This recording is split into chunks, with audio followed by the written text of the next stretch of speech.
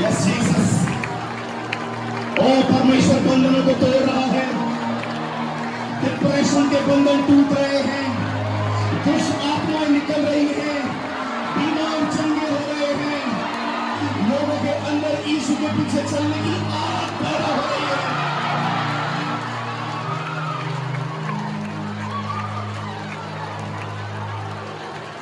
और अंत के दिनों में मैं अपना आत्मा हर मनुष्य पर फैलूंगा। तुम्हारे बेटे और बेटियां भविष्यवाणी करेंगे, एक दर्शनों को देखेंगे, प्रभु के उस महान दिन के आने से पहले मैं आपको चिन्ह और चमत्कार दिखाऊंगा। Thus says the Lord of the host, सेनाओं के यहोवा का यही वचन है।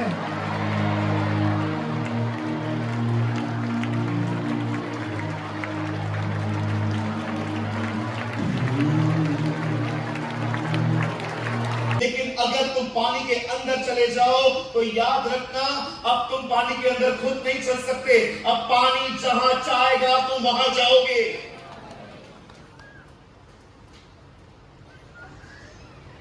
क्या ये आपका रोज का अनुभव है? क्या आप ये कह सकते हैं मैं हर दिन बपतिस्मा लेता हूं? शांत रहिए सब प्लीज, मेंटेन द साइलेंट।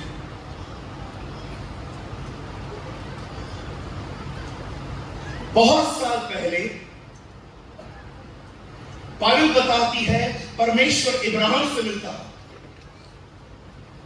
परमेश्वर ने उसे कहा मैं तुझे एक बेटा दूंगा और उसके द्वारा तेरा वंश चलेगा, वो तेरा सीड होगा। 100 साल की उम्र में बाइबल बताती है परमेश्वर ने सारा की सुधि ली और कलाम कहता है सारा 90 साल की थी, इब्राहिम 100 वर्ष के थे और उन्होंने एक बेटे को पैदा किया जिसका नाम उन्होंने इसहाक रखा।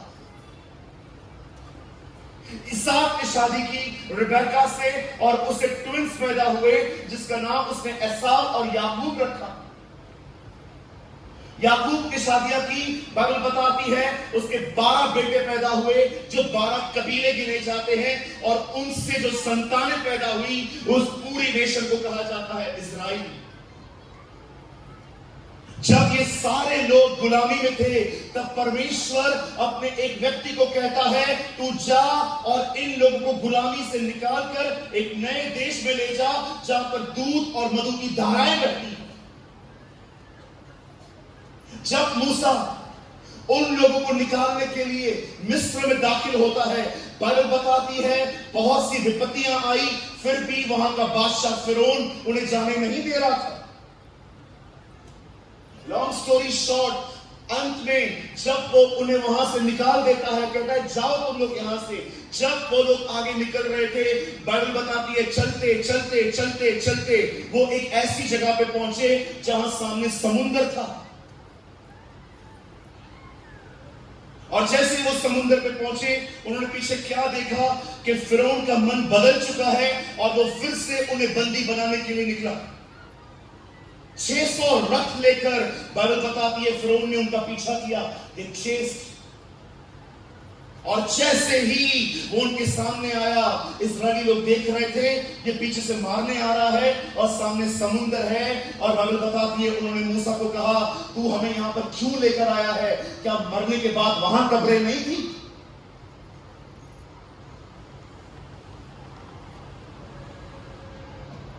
मूसा ने उन्हें कहा शांत रहो, जिन मिस्रियों को तुम आज देख रहे हो आज के बाद तुम उन्हें कभी नहीं देखोगे।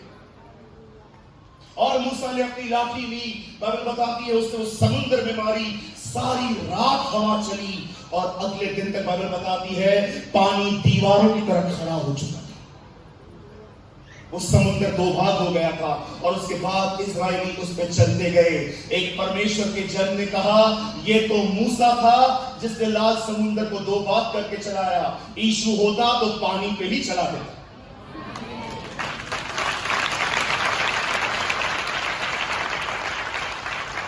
अगर यीशु होगा ना तो कोई 2 बात नहीं करता, सबको बोला तुम चलो मैं देखता हूं तुमको कौन रोकता है।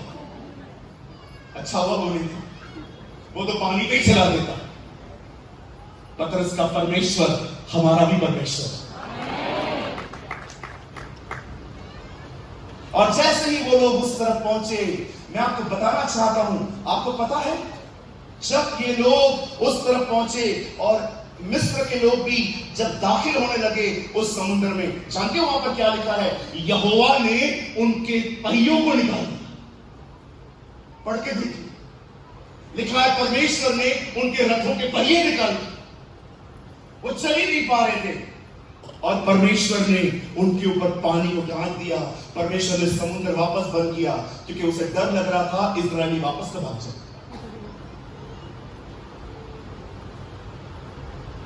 अब ये उस तरफ चले गए। जानते हो, आप याद रखिए, ये वो लोग नहीं थे जो कभी कभी बोट में जाते थे। ये लोग मछुआरे थे, हर दिन समुद्र में जाते थे। अगर उस दिन ये लोग डर गए थे, इट मींस वो तूफान सच में खतरनाक था। कोई रोज अगर कोई जाए समुद्र में तो इतना जल्दी नहीं डर सकता। अगर वो लोग डर गए जब पानी अंदर आ रहा था, उन्होंने उसे जगाया, इट मींस वो सच में एक खतरनाक तूफान था।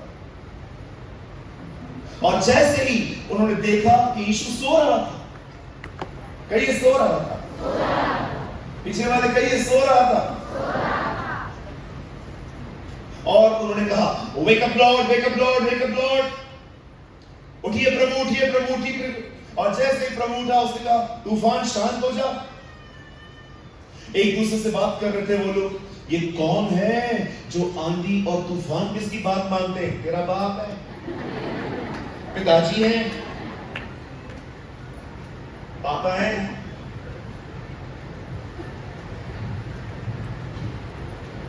अगर आप ये जानने की कोशिश कर रहे हो आखिर मैं कहां आ गया हूं, तुम अपने बाप के पास आए।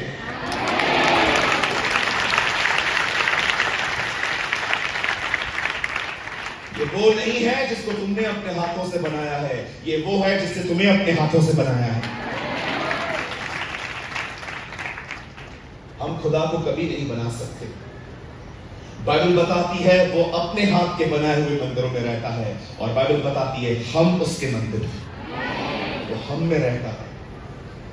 मुझे कभी कभी लोग पूछते हैं, ब्रदर आप किसी और को क्यों नहीं मानते, क्यों यीशु यीशु करते हो, why you people are so narrow, आप लोग इतने छोटे मन वाले क्यों हो?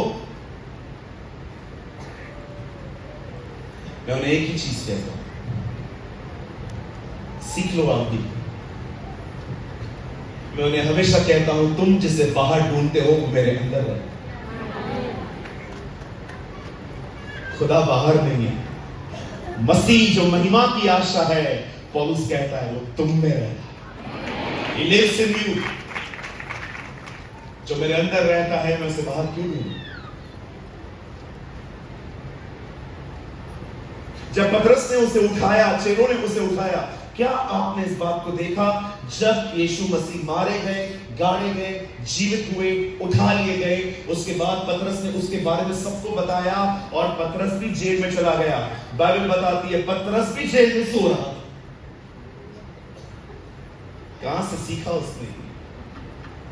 उसने सीखा था कि कैसे मेरा स्वामी तूफानों में सोता था, उसने सीख लिया सोना। परमेश्वर सिर्फ इसीलिए नहीं आया कि वो सिर्फ आपके लिए मारा जाए, गाड़ा जाए, जी उठे।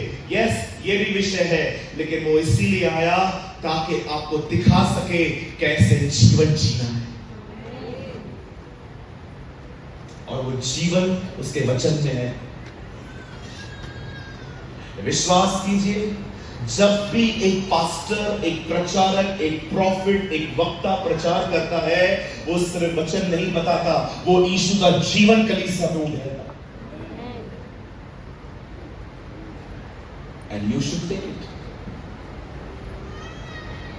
मैं विश्वास करता हूं आज मैं जो कुछ आपको खुदा के कलाम से बताऊंगा वो सिर्फ एक वचन नहीं है, वो परमेश्वर का जीवन है। और उसे एक्सेप्ट करो लाइफ में, उसे स्वीकार करो, उसे अपने जीवन की शैली बनाओ। It became your lifestyle. कितने लोग देखते थे पहले जब वो लोग मूवीज पे जाते थे, वहां से निकलने के बाद उसकी तरह बिहेव करना चालू करते थे। आप एक पिक्चर देख के आए, इतना ध्यान से देखे, और जैसे ही आप बाहर निकले आप भी उसकी तरह चलना शुरू हुए। एक बार एक एक्टर ने एक पतली गाड़ी निकाली यहां से और इधर मोटी रखी। बॉम्बे में सारे लड़के वैसे हो, सबकी पतली गाड़ी और यहां पर मोटी। एक भाई ने मुझे बोला, brother am I looking cool? क्या मैं अच्छा लग रहा हूं? मैंने कहा you are looking fool. Smart दिखने के चक्कर में बेवकूफियां बंद करिए। आप समझ रहे हैं? Sometimes we are feel we are smart. No sir, you are looking fool. तुम जो हो वो बने रहो। अगर तुम्हें सच में किसकी कॉपी करनी है ना, अपने खुदा की करो।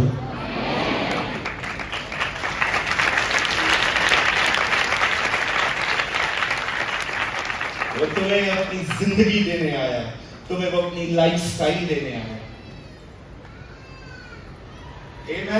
आमीन। वो तुम्हें सिखाने आया कि तुम्हें कैसे जिंदगी जीनी चाहिए, जो वर्थ है। इस वर्थ इट, वो योग्य है कि उसकी तरह जिंदगी जी जाए। कितना बुद्धिमान था ना वो। लोग आपको आके उसको पूछते हैं, तुझे ये सब करने का अधिकार किसने दिया था? वो कहता है, मुझे बताओ, यूहन्ना को बपतिस्मा देने का अधिकार यहां से आया कि ऊपर से आया? वो लोग डिस्कस करते हैं, क्या कहें? अगर हम कहेंगे ये तो कहेगा वो, अगर कहेंगे वो तो ये। आगे बोलते हैं, हमें नहीं पता। यीशु बोलता है, जाओ, मैं भी नहीं बोलता। वो इतना बुद्धिमान था कि कभी कभी लोगों के सवाल पूछने के बाद उत्तर नहीं, उनसे ही सवाल पूछता। एक दिन लोग उसके सामने आए एक लड़की को लेके, खुदा इसने पाप किया है, ओके, तुम में से जिस किसी ने पाप नहीं किया है पहला पत्थर मारो, और नीचे लिखने लग गए। वही खुदा जिसने 10 आज्ञाएं उंगलियों से लिखी, अब वापस उंगलियों से कुछ लिख रहा है। मैंने एक दिन प्रभु से पूछा, प्रभु क्या लिख रहा है यार, थोड़ा बता। लिखा तो नहीं, तो फिर हम लोग अपना ही इमेजिन कर सकते हैं। मुझे लगता है जब जीसस पहली बार बैठा, जब उन्होंने कहा, प्रभु इस लड़की ने पाप किया है, हम क्या करें, इसका क्या करें? और वो नीचे झुका, उसने लिखना स्टार्ट किया। पिता, मैं क्या उत्तर दूं? और परमेश्वर ने अंदर से कहा, बोल इन्हें, जिस किसी ने पाप नहीं किया है वो पहला पत्थर मारे। तुम में से जिस किसी ने पाप नहीं किया है वो पहला पत्थर मारे।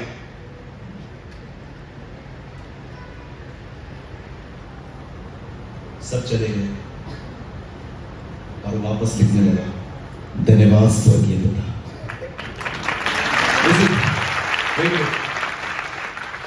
इट्स नॉट रिटन, ये ऐसा नहीं है वहां पर। परमेश्वर ने मुझे इमेजिन करने की ताकत दी है, तो मैं ऐसे सोचता रहता हूं। क्योंकि बहुत फरीसी भी होते हैं, ऐसा थोड़ी लिखा है, ऐसा थोड़ी लिखा है, ऐसा कैसा बोल दिया, ऐसा कैसा बोल दिया। खूबसूरत फरीसी मैं इसीलिए बता रहा हूं, उधर लिखा नहीं, ऐसा कैसा लिखा, और कुछ नहीं सुना, यही सुना। होते हैं ना हमारे बीच में फरीसी। जानते हो फरीसी कौन होते हैं? इन्हें उत्पत्ति से लेके प्रकाशित वाक्य तक सब पता रहता है, लेकिन इनमें प्रेम नहीं होता। They are beautiful Pharisees. मेरे एक दोस्त ने मुझे कहा, सूरज भाई ये फरीसी कहां रहते थे? मैंने कहा 2023 साल पहले इस्राएल में रहते थे। सूरज भाई आजकल ये लोग किधर रहते हैं? मैंने कहा अपने अंदर।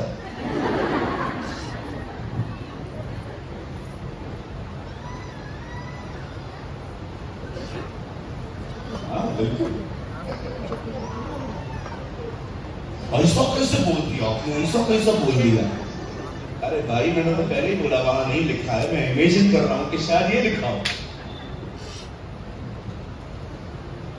What a wisdom he had. खुदा ने उसे इसीलिए भेजा ताकि आपको बता सके कि खुदा कौन है, वो कैसा है, ताकि हम उसकी तरह बन सके। उसके वचन में उसका जीवन है। मेरा विश्वास है कि आज वो अपने वचन के द्वारा अपनी इस कलीसिया पर अपना जीवन उधेलेगा। आमीन। आमीन। क्या आप सब इस जीवन को लेने के लिए तैयार हैं? पूछिए अपने बाजू वाले को, क्या आप इस जीवन को लेने के लिए तैयार हैं? हालेलुया। क्या आप तैयार हैं? अपने दाहिने हाथ को उठाइए, कहिए प्रभु आज इस उपवास प्रार्थना के दिन मैं तुझसे विनती करता हूं, मुझे अपनी रूह से भेज, भरकर यहां से भेज। आमीन। परमेश्वर पहले आपको दुनिया में से निकालता है, फिर आप में से दुनिया निकालता है, फिर वापस उसी दुनिया में भेजता है ना। सो मेरा बिलीव है आज एक बार फिर से वो आप में अपना जीवन उंडेल के यहां से भेजेगा। आमीन।